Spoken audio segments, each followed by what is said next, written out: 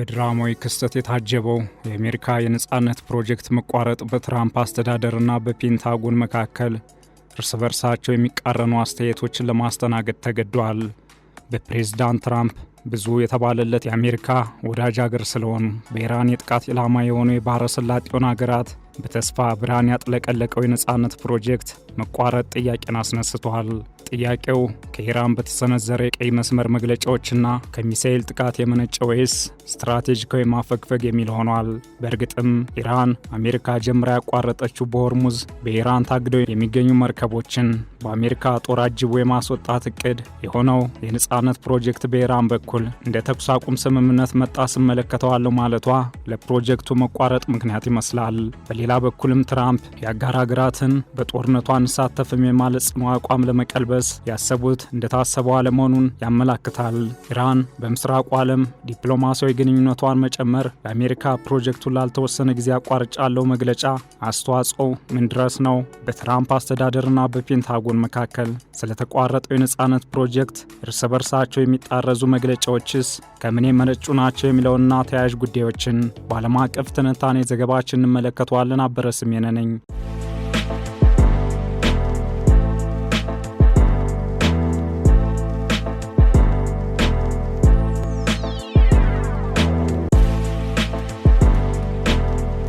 ዶናልድ ትራምፕ ከኢራን ጋር ስምምነት መድረስ እንዲቻል በኢራን የተያዙ መርከቦችን ከሆርሙዝ ወሽመጥ ለማስወጣት የተነደፈው የነጻነት ፕሮጀክት መቆሙን አስታውቀዋል።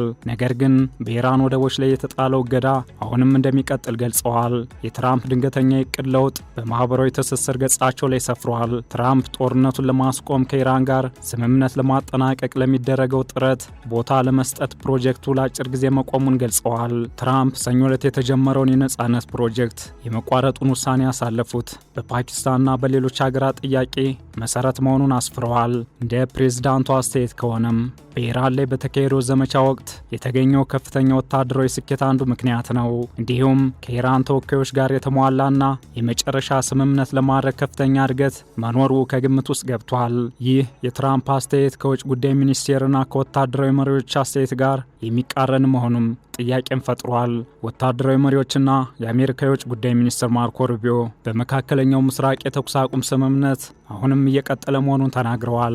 ግጭቱ ባይፈታም የመጀመሪያው ዋና የአሜሪካ ወታደራዊ ዘመቻ ዓላማ በኢራን ላይ መጠናቀቁን አጥብቀው ተናግረዋል። የአሜሪካ ውጭ ጉዳይ ሚኒስትር ማርኮ ሩቢዮ በዋይት ሃውስ በሰጡት መግለጫ አሜሪካ ዓላማዎቿን በማሳካት በኢራን ላይ የጀመረችው ወታደራዊ ዘመቻ መጠናቀቁን ገልጸዋል። ሩቢዮ በየካቲት 28 በኢራን ላይ የተጀመረውን የኦፕሬሽን ኢፕቲክ ፍሪ ወታደራዊ ዘመቻ መጠናቀቁን ይፋ አድርገዋል።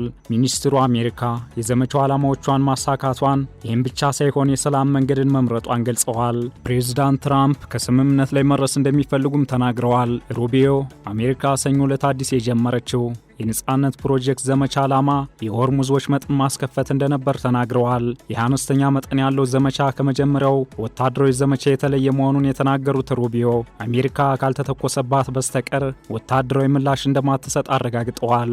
ነገር ግን የውጭ ጉዳይ ሚኒስትሩ መግለጫ ትራምፕ ፕሮጀክቱ ለተወሰነ ጊዜ ተቋርጧል ከሚለው አስተያየት ጋር የሚጣረዝ ነው። በተመሳሳይ የትራምፕ መግለጫ የአሜሪካ መከላከያ ሚኒስትር ፒት ሄግስት ከሰጡት አስተያየት አንጻር በሁለት የተለያዩ ጽንፍ የቆሙ መግለጫዎች እንደሆኑ ያመላክታል። የአሜሪካ የመከላከያ ሚኒስትር ፒት ሄግስት እንዳሉትም ከኢራን ጋር የተኩስ አቁም ስምምነቱ አልተጠናቀቀም። ሄግስት አሜሪካና ኢራን በባህረ ሰላጤ ውስጥ የሆርሙዝ ወሽመጥን ለመቆጣጠር ባደረጉት ጥረት የተኩስ ልውውጥ ቢደረግም ከኢራን ጋር የተደረሰው የተኩስ አቁም ስምምነት አላበቃም። በኢራን በኩል የወጡ መግለጫዎች ደግሞ ከትራምፕ አስተያየት ጋር የሚጣጣሙ ይመስላል። ኢራን ከአሜሪካ ጋር ሁሉን አቀፍ ስምምነት እንደምትፈልግ ማስታወቋ ትራምፕ የነጻነት ፕሮጀክትን ያቋረጥ ነው ከኢራን ጋር ስምምነት መድረስ እንዲቻል ከሚለው አመክንዮ ጋር የሚቀራረብ ነው። ኢራን በመካከለኛው ምስራቅ ያለውን ጦርነት ለማቆም ከአሜሪካ ጋር በምታደርገው ድርድር የምትቀበለው ፍትሐዊና ሁሉን አቀፍ ስምምነት ብቻ እንደሆነም የሀገሪቱ የውጭ ጉዳይ ሚኒስትር ገልጸዋል። ይህ የተባለው ፕሬዝዳንት ዶናልድ ትራምፕ በሂደቱ ላይ ትልቅ መሻሻሎች እንዳሉ ከተናገሩ በኋላ ነው። ኢራን በድርድሩ ህጋዊ መብቶቿንና ጥቅሞቿን ለማስጠበቅ የተቻላት እንደምታደርግ የውጭ ጉዳይ ሚኒስትሩ አባስ አራግቺ በቻይና ቤጂንግ ከከፍተኛ ዲፕሎማት ዋንጊው ጋር ከተወያዩ በኋላ መናገራቸውን የኢራን መገናኛ ብዙሃን ዘግበዋል። ኢራን ከአሜሪካ ጋር ሁሉን አቀፍ ስምምነት መፈለጓ ጉዳዩ ከኒኩሌር መርሃ ግብር ባለፈ ሰፋ ያሉና በሁለቱ ሀገራት መካከል ለበርካታ አስርተ ዓመታት ስር የሰደዱ ቅራኔዎችን መፍታት ላይ ያተኩራል። በተለይ አሁን ባለው ዓለም አቀፋዊ ሁኔታ የኢራን ሁሉን አቀፍ ስምምነት በአሜሪካ የተጣሉባት የኢኮኖሚ ማዕቀቦች ሙሉ በሙሉ እንዲነሱላት ማድረግ አንዱ ነው። ይህም የነዳጅ ሽያጭ በነጻነት ማከናወን፣ በዓለም አቀፍ የባንክ ስርዓት ውስጥ በድጋሚ መካተት፣ በውጭ ሀገራት የታገዱባትን በቢሊዮን የሚቆጠሩ ዶላሮች ማስለቀቅን ይጨምራል። ሌላኛው ወሳኝ ጉዳይ የኒውክሌር ቴክኖሎጂዋ ለሰላማዊ ዓላማ መሆኑን የሚያረጋግጥና ዳግመኛ አሜሪካ ከስምምነቱ እንዳትወጣ ዋስትና የሚሰጥ ስምምነትን ትሻለች። አሜሪካ በበኩሏ የኢራን የዩራኒየም ማበልጸግ አቅም እንዲገደብና ዓለም አቀፍ ተቆጣጣሪዎች ጥብቅ ፍተሻ እንዲያደርጉ ትፈልጋለች። ይህ እስካሁን አስታራቂ ሀሳብ ያልተገኘለት ጉዳይ ነው። እንዴት ሊሳካ እንደሚችልም ግልጽ አይደለም። ይህ የማንኛውም ስምምነት ዋነኛ ምሰሶ ነው። አሜሪካና ምዕራባውያን የኢራን የባሊስቲክ ሚሳኤል ልማትና ድሮኖች የቀጠናውን ደህንነት ያሰጋሉ በሚል በስምምነት ውስጥ እንዲካተቱ ይፈልጋሉ። ኢራን ግን ይህንኑ እንደ ሉዓላዊ የመከላከያ መብቷ በማየት ለድርድር መቅረቡ አይዋጥላትም።